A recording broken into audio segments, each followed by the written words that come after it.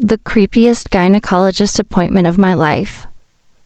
Alright, buckle up, because I never thought I'd be one of those people with a nightmare doctor story, but here we are. A few months ago, I moved to a new city for work. Between settling into my apartment and navigating a new job, I kept putting off finding a gynecologist for my annual checkup.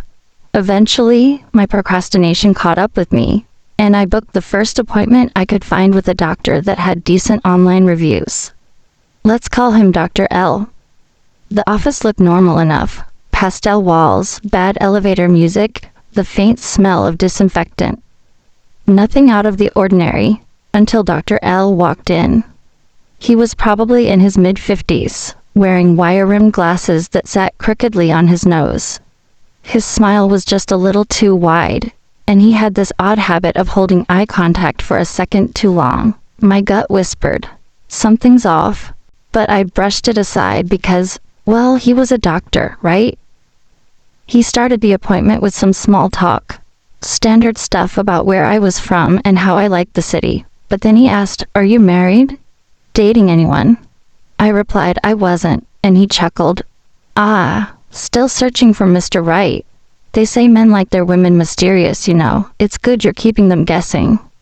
Weird, but I laughed nervously, hoping to move on. Then came the actual exam. Now, I've been to enough gynecologists to know the drill. It's clinical, quick, and professional.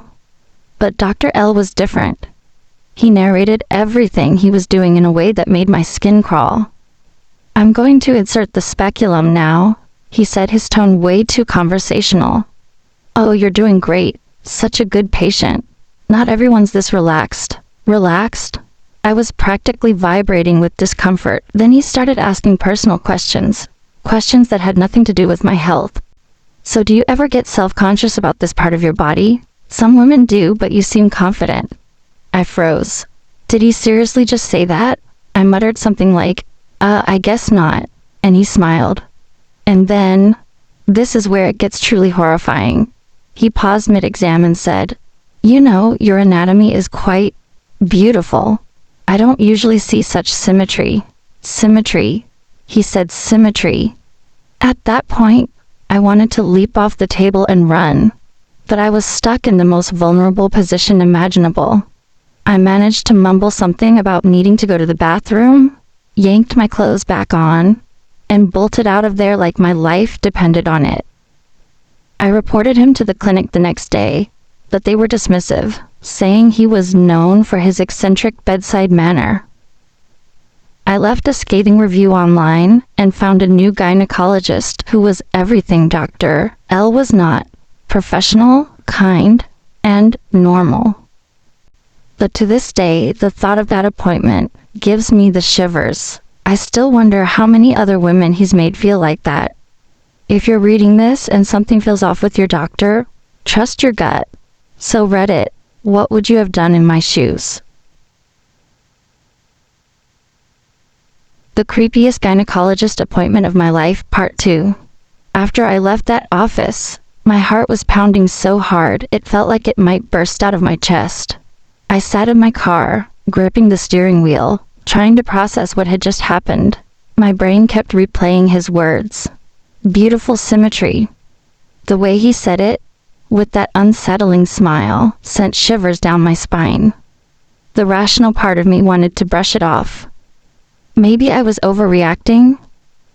Maybe this was just his odd way of being comforting. But deep down, I knew it wasn't normal. It wasn't okay. That night, I couldn't sleep. I kept tossing and turning, imagining Dr. L talking to other women the same way, maybe even doing worse. What if no one had ever reported him before? What if I was the first one? The next day, I decided to do some digging.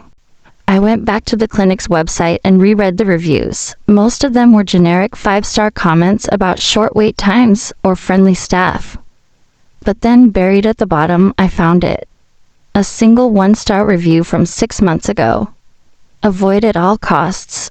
Dr. L made inappropriate comments during my exam and made me feel extremely uncomfortable. Wish I had listened to my instincts and walked out sooner. My stomach dropped. It wasn't just me. Fueled by a mix of anger and fear, I started Googling his name. That's when things got really creepy.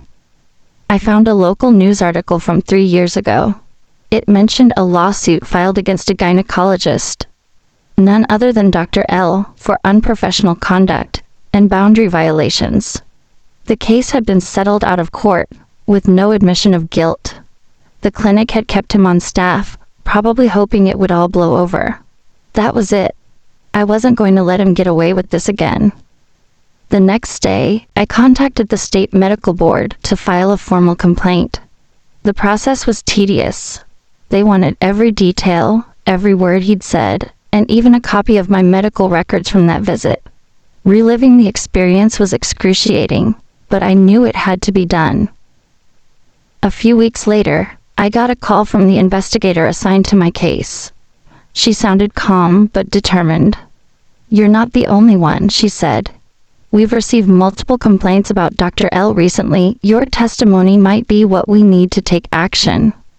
Hearing that gave me a strange mix of relief and fury. Relief that I wasn't alone, and fury that he'd been allowed to keep practicing for so long. But then things took an unexpected turn. One night, as I was leaving work, I noticed a car parked near mine. At first, I didn't think much of it, but as I got closer, the hairs on the back of my neck stood up. The driver was staring at me. It was him, Dr. L. He didn't say anything. He didn't get out of the car. He just sat there, his face partially hidden in the shadows, watching. I froze. My keys clutched tightly in my hand. My fight or flight instincts kicked in, and I chose flight. I ran back into the building, heart racing, and called a coworker to walk me to my car. By the time we got there, his car was gone. I reported the incident to the investigator the next day. She assured me they were taking my case seriously and encouraged me to stay vigilant. "If anything else happens, don't hesitate to call the police," she said. For weeks, I was on edge. I checked over my shoulder constantly, triple-locked my doors at night, and avoided walking alone. I didn't hear from him again, but the fear lingered. Eventually, I got an update from the investigator. Dr. L's medical license had been suspended pending further investigation. It wasn't the full justice I wanted, but it was a step in the right direction. To this day, I still wonder how many other women had to endure his behavior before someone finally stopped him. It makes me sick to think he might have gone unnoticed if I hadn't spoken up. So, if you ever find yourself in a situation like this, no matter how small or insignificant it seems, don't stay silent. You might be the voice that finally brings someone like him down.